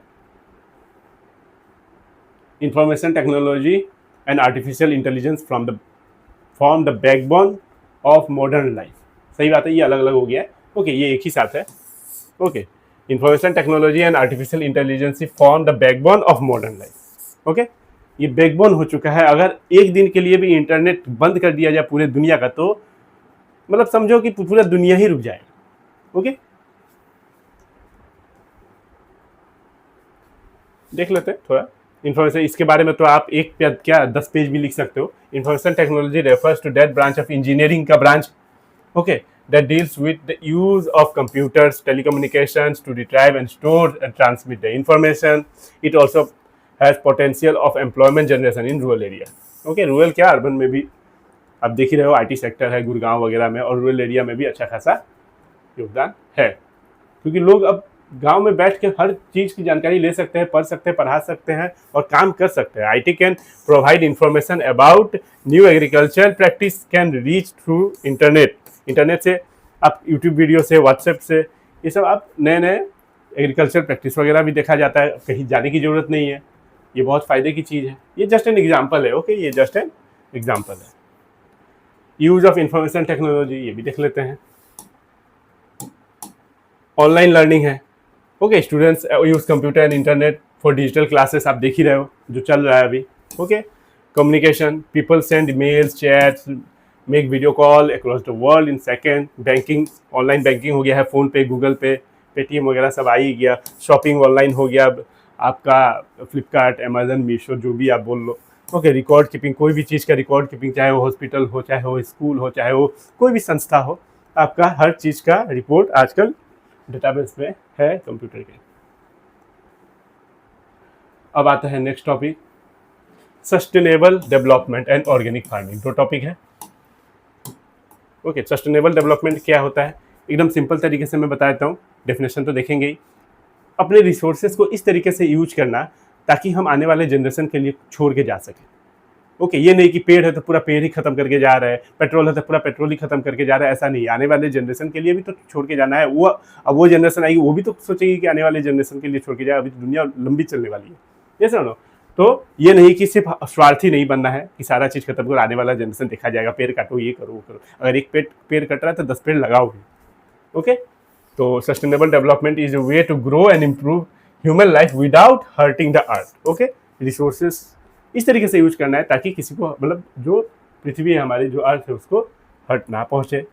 रिसोर्सेज बचा के यूज करना है। अगर एक पेड़ काट रहे हो तो 10 पेड़ लगाना भी है। It meets the needs of people today without stopping future generation from meeting their own needs, जो मैंने अभी बोला। इस तरीके से यूज करना ताकि फ्यूचर जनरेशन को दिमाग में ध्यान में रखते हुए कि हाँ आने वाले जनरेशन को भी तो ज़रूरत पड़ेगी ये सब चीज़ें।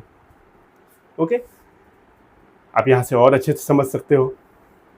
सस्टेनेबल, सस्टेनेबल का मतलब क्या होता है? Something which can be maintained for long period of time. Okay, development, process, progress और economic development, okay, for current generation. Sustainable development, development which meet need of current generation without compromising the availability of future generation to meet their need. Okay, उन लोगों के लिए भी सोचना, compromise नहीं करना है। तो आई होप आप स्क्रीनशॉट ले लिए होंगे। अब आते हैं ऑर्गेनिक फार्मिंग। अब ये भी मैं एकदम सिंपल तरीके से पहले बताता हूँ कि बिना केमिकल्स के यूज किए हुए फार्मिंग करना, ठीक है, बिना केमिकल जैसे पेस्टिसाइड, फर्टिलाइजर्स, ये सब वगैरह का यूज नहीं करना है। हमें यूज करना है काउडंग का, ओके, गोबर का, गाय के गोबर का, किचन वेस्ट है, ओके, चाय पत्ती, चाय बन रहा है, चाय पत्ती भी आप डाल सकते हो फूल के जड़ों में, ओके। तो वैसे बहुत सारी चीज़ें होंगे, मैंने जैसे एग्जांपल बोला। फिर आपका plant waste, okay, animal waste, okay, इस सब चीज़ों से ऑर्गेनिक फार्मिंग होता है बिना केमिकल के, ओके। तो आप देख रहे हो, और ये इनकी तादाद थोड़ी कम होती है। अब बड़े पैमानों पे, अब देखो बड़े पैमानों पे नहीं कर सकते हो आप इस चीज़ों को। अब जैसे मान लो व्हीट, राइस, ये सब ऑर्गेनिक फार्मिंग नहीं हो सकती क्योंकि इनकी डिमांड ज़्यादा है, बेसिक नीड्स है ना, ओके। जैसे चावल, दाल, ये सब तो बेसिक नीड्स है, ये ऑर्गेनिक फार्मिंग नहीं है। हाँ, लेकिन कुछ फ्रूट्स हो गए, कुछ आपके और भी बहुत सारी चीज़ें हैं, अभी देखेंगे हम लोग, उसके लिए आप ऑर्गेनिक फार्मिंग कर सकते हो। वेजिटेबल्स वगैरह भी हो गए कुछ जो ऑर्गेनिक फार्मिंग किया जा सकता है, पॉसिबल है, ओके। बट व्हीट और राइस का पॉसिबल नहीं होता है। Organic farming is the form of agriculture that relies on techniques such as crop rotation. Okay, crop rotation का मतलब आपने एक खेत है आपका, आपने यहाँ व्हीट किया, व्हीट ग्रो किया, उसके बाद हार्वेस्ट करने के बाद फिर आपने व्हीट नहीं किया, फिर आपने शुगर केन किया, फिर शुगर केन का हार्वेस्ट हो गया, फिर आपने मतलब मेज किया, ओके, मक्का क्या कहें, जेरी, मेज किया। तो इस तरीके से, ओके। ग्रीन मैन्योर का इस्तेमाल करना, compost, biological pest control, okay. This method avoids the use of synthetic chemicals, fertilizers and genetically modified organisms, okay. तो केमिकल फर्टिलाइजर्स का यूज ना करते हुए, ओके, जो भी नेचुरल चीज़ें हैं, काउडंग वगैरह, kitchen waste, plant waste, okay, animal waste, okay, biological pest control, ये सब आपको यूज करना है। It is a form of agriculture that relies on techniques such as crop rotation, एक ही चीज़ है, ओके। आप ये एक ही चीज़ आ गया। Organic farming is the process of producing safe and healthy food without leaving any adverse impact on the environment. तो environment को hurt ना करते हुए, ये organic farming इस तरीके से होता है, महंगा होता है, ओके, सब लोग एफोर्ड भी नहीं कर पाते इस चीज़ को, ओके। कुछ लोग होते हैं जो बड़े पैसे वाले होते हैं, वो हर चीज़ ऑर्गेनिक ही ढूंढते हैं और उनको मिलता भी है, ओके। वो तो अपना खुद ही खेती लगा के रखे हुए ऑर्गेनिक फार्मिंग का, ओके। तो ये महंगा भी होता है और सेहत के लिए भी अच्छा होता है। अब केमिकल्स है ही नहीं तो सेहत के लिए तो अच्छा होगा ही, ओके, हेल्दी होगा ही फूड। एक लाइन ये भी देख सकते हो आप, organic farming, crops are grown using natural method like manures, plants and animals waste, okay, organic pesticides, okay, bacteria वगैरह, नीम ऑयल। अब मान लो अब आप बोलोगे कि वहाँ पे कीड़े वड़े लग जाएंगे तो नीम ऑयल यूज करो, ओके। कुछ चिड़िया वगैरह ऐसे होते हैं, उसको पाल वोल के रखो, वो खा लेते हैं, ओके। तो ये बहुत ही इंपॉर्टेंट है, ये आप लिख सकते हो, ओके। आगे बढ़ते हैं, नीचे भी कुछ लिखा हुआ है, देख लेते हैं। These are natural substance which do not damage the environment. तो ये नेचुरल सब्सटेंस है, bacteria, neem oil, organic pesticides, plants and animal waste, okay. इस तरीके से जब उत्पादन होता है किसी चीज़ का, ओके, चाहे वो सब्जी हो या फ्रूट हो, तो कोई दिक्कत मतलब हार्म नहीं करती है, ना एनवायरमेंट को ना शरीर को। बेनिफिट्स ऑफ ऑर्गेनिक फार्मिंग देख लेते हैं। Economical farming, organic farming offer a means to substitute costlier agriculture input such as HIV seeds, chemical fertilizers, pesticides। ये सब महंगे होते हैं, ओके, ये सब महंगे होते हैं, ओके। और अब इनका यूज तो करना है नहीं, हमें तो अपना घरेलू चीज़ों का यूज करना है, किचन वेस्ट और आपका एनिमल वेस्ट, ओके। तो ये चीपर है, ओके, सस्ता है। जनरेट इनकम थ्रू एक्सपोर्ट भी होता है इन चीज़ों का और अच्छा खासा पैसे मिलते हैं। तो ये generate income through international export and demand for organically grown crop in on A rise, ये अभी बढ़ रहा है ऑर्गेनिक, अभी लोगों में जागरूकता फैल रही है कि नहीं हमें ऑर्गेनिक खाना है। आप सुनते होंगे प्रोवाइड हेल्दी फूड, सही बात है, हेल्दी है, provide healthy food as originally grown food has more nutritional value than food grown through chemical. तो केमिकल से जो फूड ग्रो हो रहा है उनके पास उतना आपका ये न्यूट्रिशन नहीं है जितना कि ऑर्गेनिक फूड में न्यूट्रिशन भरा पड़ा है। Sources of employment, organic farming generate more employment opportunity as it require more labour, ज़्यादा लेबर चाहिए और हमारे इंडिया में लेबर की कमी है नहीं। Okay, then conventional farming, due to this reason India has comparative advantages in organic farming because of abundant of labour. जो मैंने बोला इंडिया में लेबर की कमी है नहीं और इसके लिए लेबर मिल जाता है अच्छा खासा और ऑर्गेनिक फार्मिंग अच्छा खासा चल रहा है। Safety of environment, the produce of organic farming is pesticide free, okay, and is produce in an environmentally sustainable way. तो इस तरीके से ग्रो किया जाता है, किसी को हार्म ना पहुंचे, ना सॉइल भी खराब नहीं होता है। ओके, सॉइल वगैरह भी ठीक रहते हैं। सस्टेन सॉइल फर्टिलिटी आई गया, organic farming improve soil fertility through the application of organic matter input in the form of animal manure दिया जाता है, काउडंग वगैरह, compost, okay, farm yard manure. Okay, on the other hand conventional farming make use of chemical fertilizer which erode soil fertility. तो chemical ज़्यादा use होता है बाकी में तो सॉइल फर्टिलिटी कम हो जाती है। और अगर आप खाद दोगे, कोई जानवर कोई मर गया वो उसका डिकम्पोज हो गया बॉडी उससे, तो आपका कोई दिक्कत नहीं होगा, सॉइल फर्टिलिटी बनी रहेगी। ऑर्गेनिक फार्मिंग सफ़र, ओके, ड्रॉबैक देख लो। ओके, हाँ, drawback, following drawbacks, less popular, अभी उतना पॉपुलर है नहीं। ओके, अभी तो उतना पॉपुलर है नहीं, आजकल बाज़ार में जो भी आप खा रहे हो वो सब केमिकल ही है। ओके, वो बहुत कम लोग ही है जो इस पर ध्यान दिए हुए। महंगा भी है ऑर्गेनिक फार्मिंग, और कमी महंगा क्यों है? क्योंकि स्केर्सिटी है, मतलब कम है ना। ओके, आप ये बड़े पैमाना पे थोड़ी ना, आप जिस तरीके से व्हीट राइस चाहिए उस तरीके से ऑर्गेनिक फार्मिंग नहीं हो सकती है। Organic farming needs to be popularised by creating awareness and technology. Awareness फैलाना जरूरी है, तब जाके पॉपुलर होगा। There is a serious willingness on the part of farmer for adoption of new technology, new tech for appropriate agriculture policy to promote organic farming. तो ये farmer का आपका ड्यूटी है कि वो अवेयरनेस फैलाए। ओके, तो लेस पॉपुलर है, मेन काम यही है। ओके, फिर आता है आपका lake of infrastructure and marketing facility. Infrastructure मतलब अब ऑर्गेनिक फार्मिंग करके, और देखो जो केमिकल से बना होता है ना, जो केमिकल से रिलेटेड चीज़ होती है ना, जो मान लो लौकी है या कोई भी बैंगन है जो केमिकल से है, वो 10 दिन 20 दिन चल जाएगा। ओके, बट जो ऑर्गेनिक फार्मिंग है, ओके, जिससे प्योर खाद से है, कोई केमिकल नहीं छिड़का हुआ है उस पर, वो 1-2 दिन 3 दिन के बाद ख़राब हो जाता है। उसको रखने के लिए आपको कोल्ड स्टोरेज वगैरह चाहिए। ओके, तो इसकी फैसिलिटीज़ कम है, मार्केटिंग फैसिलिटीज़ भी कम है, उतना पहुंच नहीं पाते हैं लोग जहां तक पहुंचना चाहिए। अब कहीं दूर भेजना है तो उनके लिए दिक्कत हो जाती है। Low yield, organic farming has a lesser yield in the initial year as compared to modern agricultural farming. As a result, small and marginal farmer find difficult to adopt the large scale production. तो इसके लिए मतलब अभी कम पैसे कमा पा रहे हैं, कम पैसा लगा पा रहे हैं, क्योंकि अभी क्या है, स्मॉल एंड मार्जिनल फार्मर कहाँ से लाएंगे इतना ज़्यादा, मतलब इतना ज़्यादा लार्ज स्केल प्रोडक्शन करने के लिए लार्ज स्केल मतलब बड़े पैमाने में पैसा भी तो चाहिए। Okay, shortage of food life, हाँ, जो मैंने अभी बोला organic produce has a shorter life as compare to spread produce. जो केमिकल वगैरह स्प्रेड किया गया है उनका लाइफ ज़्यादा दिन तक रहता है और ऑर्गेनिक प्रोड्यूस का लाइफ कम दिन तक रहता है। Limited choice of crop, the choice in production off season crops is quite limited in organic farming. तो लिमिटेड ही है, हर चीज़ थोड़ी ना आप मान लो मक्का हो गया, शुगर केन हो गया, ये सब आप थोड़ी ना ऑर्गेनिक फार्मिंग में कर सकते हो। व्हीट राइस हो गया, कुछ सिलेक्टेड है। लास्ट टॉपिक आता है हमारा इवैल्यूएशन ऑफ रूरल डेवलपमेंट। ये भी देख लेते हैं, कुछ अच्छाइयाँ कुछ बुराइयाँ, पूरा चैप्टर खत्म हो चुका है। ओके, तो देख लेते हैं stress on diversification. There is a need to make rural area more vibrant through diversification into dairying, poultry, fisheries, vegetables, fruits, IT sector. तो अब इसका मतलब ये है कि फार्मर्स जो है लगे पड़े हैं सिर्फ एग्रीकल्चर में, एक ही इनकम सोर्स है। ओके, ऐसा ना रहे और डाइवर्सिफाई करें। कमाने का बहुत सारा रास्ता है। एनिमल हस्बेंड्री है, ओके, एनिमल हस्बेंड्री है, डेयरिंग है, ओके, पोल्ट्री है, फिशरीज है, वेजिटेबल ग्रो करना है, ऑर्गेनिक फार्मिंग है, तो डाइवर्सिफाई हो। रूरल एंड अर्बन एरिया का लिंक हो, अच्छा खासा मतलब रोड रेलवे कनेक्शन हो, ओके।